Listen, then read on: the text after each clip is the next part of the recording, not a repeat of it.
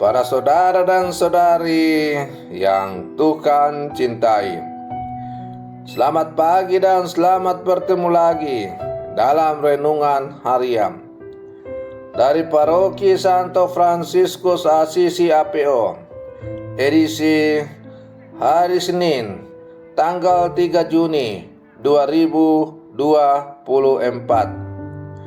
Hari ini Gereja Semesta memperingati peringatan wajib Santo Carolus Luanga dan kawan-kawan martir dari Afrika.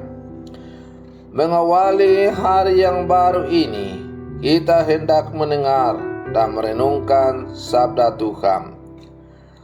Marilah sebelum kita mendengar dan merenungkan sabda Tuhan, kita berdoa.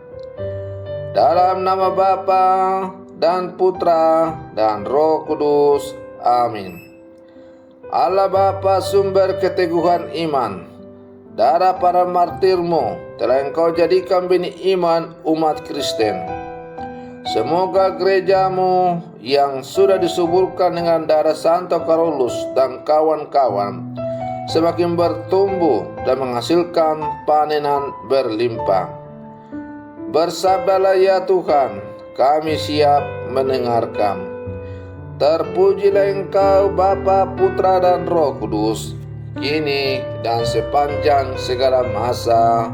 Amin.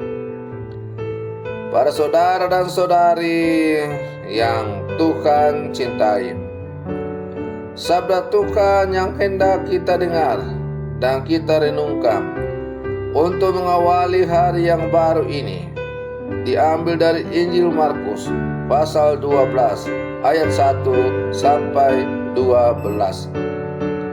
Tuhan bersamamu. Inilah Injil suci menurut Markus. Pada suatu hari, Yesus berbicara kepada imam-imam kepala, ahli-ahli Taurat dan kaum tua-tua dengan perumpamaan, katanya, adalah seorang membuka kebun anggur dan membuat pagar sekelilingnya. Ia menggali lubang tempat memeras anggur dan mendirikan menara jaga. Kemudian disewakannya kebun anggur itu kepada penggarap-penggarap. Lalu ia berangkat ke negeri lain. Ketika sudah tiba musim panen, ia mengutus seorang hamba kepada penggarap-penggarap itu untuk menerima sebagian dari hasil kebun. Tetapi hamba-hamba itu ditangkap dan dipukuli oleh para penggarap, lalu disuruh pergi dengan tangan hampa. Kemudian pemilik kebun anggur itu menyuruh pula seorang hamba lain kepada mereka. Orang itu mereka pukuli sampai luka kepalanya, dan sangat mereka permalukan. Lalu pemilik itu menyuruh seorang hamba lain lagi, dan orang itu mereka bunuh. Dan banyak lagi yang lain, ada yang mereka pukul dan ada mereka yang mereka bunuh. Kini tinggal satu orang, yakni putranya yang terkasih. Dialah yang akhirnya diutus kepada mereka, sebab pikirnya, putraku pasti akan mereka segani. Tetapi penggarap-penggarap itu berkata seorang kepada yang lain, dia itulah ahli waris, mari kita bunuh dia, maka warisan ini menjadi milik kita. Mereka menangkap dan membunuh dia, lalu melemparkannya keluar kebun anggur itu. Sekarang apa yang akan dilakukan oleh pemilik kebun anggur itu? Ia akan datang dan membinasakan penggarap-penggarap itu, lalu mempercayakan kebun anggurnya kepada orang-orang lain. Tidak pernahkah kalian membaca ayat ini? Batu yang dibuang oleh para tukang bangunan telah menjadi batu penjuru. Itulah tindakan Tuhan, suatu hal yang ajaib dalam pandangan kita. Lalu mereka berusaha untuk menangkap Yesus karena mereka tahu bahwa merekalah yang telah dimaksudkannya dengan perumpamaan itu. Tetapi mereka takut kepada orang banyak, maka mereka pergi dan membiarkan Yesus. Demikianlah sabda Tuhan. Para saudara dan saudari yang Tuhan cintai, sebuah kesalahan bukannya diperbaiki, malah menambahnya dengan kesalahan yang lain. Sikap seperti inilah yang menjadi cikal bakal munculnya kebebalan hati dan kejahatan yang terus beranak pinak. Kita merasa diri benar, sedangkan orang lain salah. Perkataan dan sikap orang lain tidak dipedulikan, sehingga makin hari kita merasa yang paling benar, paling bisa diandalkan, paling jujur, paling suci, dan lain sebagainya.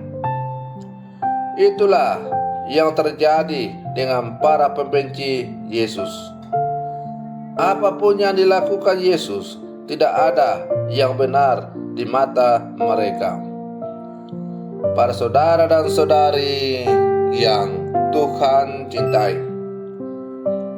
maka perumpamaan tentang petani kebun anggur ini, petani kebun anggur, sebagaimana kita dengar dalam bacaan Injil yang baru saja kita dengar, hendak menggambarkan begitu bebal hati orang-orang Farisi, para ahli Taurat, dan tua-tua Yahudi. Bahkan saking bebalnya, mereka bersikap membabi buta. Tidak ada hati dalam bersikap. Semua yang mereka anggap keliru, yang berseberangan dengan mereka, harus dihabisi. Maka kehadiran Yesus pun tidak dipedulikan lagi. Mereka tidak bisa melihat kebaikan orang lain dan tidak bisa melihat rahmat Tuhan. Semua tertutup dan gelap. Akhirnya hanya kebencianlah yang menguasai hati mereka. Yesus pun mereka tolak. Para saudara dan saudari yang Tuhan cintai, sebagai umat beriman, murid-murid Yesus yang hidup zaman sekarang, kita hidup dari kebun anggur Tuhan, yang tidak lain adalah kebaikan dan kasih-Nya. Semuanya kita nikmati dengan cuma-cuma. Maka janganlah kita menjadi orang yang tidak tahu mengucap syukur atas berkat Tuhan, agar kita tidak seperti para pekerja dalam Injil hari ini. Mereka sudah menerima banyak berkat dari Tuhan, namun mereka memperolehnya dari pemilik kebun anggur. Mereka lupa bersyukur dan tidak meminta lebih dari yang mereka butuhkan. Akhirnya mereka pun binasa ikut keserakahan mereka sendiri.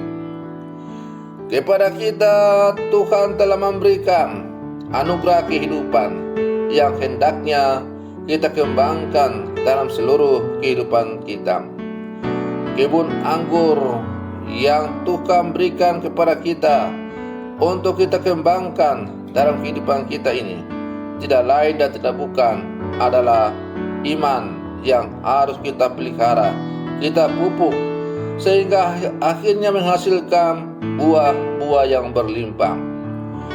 Buah-buah yang berlimpah itu adalah hasil yang harus kita kembangkan dan kita pergunakan sebagai sarana kesaksian hidup kita, agar hidup kita tidak hanya untuk diri kita sendiri, tetapi juga menjadi berkat bagi sama kita.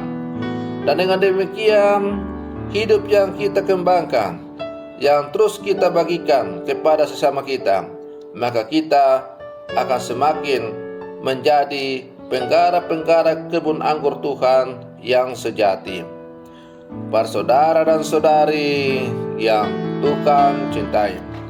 Maka marilah terus kita berlangkah maju bersama, mengembangkan kehidupan kita masing-masing. Semoga kebun anggur kita masing-masing semakin menghasilkan buah-buah yang berlimpah, yang dapat semakin mewartakan kerajaan Allah kepada dunia. Selamat pagi, Tuhan Yesus memberkati.